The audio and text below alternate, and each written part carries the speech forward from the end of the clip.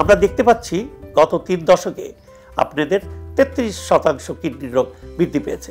প্রথম যে কারণটা হচ্ছে সেটা হলো ডায়াবেটিস, দ্বিতীয়টা হলো উচ্চ রক্তচাপ, তৃতীয় হলো আপনার রাস্তা ব্লক, অর্থাৎ কিডনির রাস্তা যদি ব্লক হয় সেই ক্ষেত্রে সেটা পাথর দিয়ে হতে পারে, অথবা কিডনি মূত্রনালীর যে রাস্তা সেই রাস্তা সরু হতে পারে, অথবা এরপরে যেটা জন্মগত রোগ সেই জন্মগত রোগ থেকেও কিডনি রোগ হচ্ছে।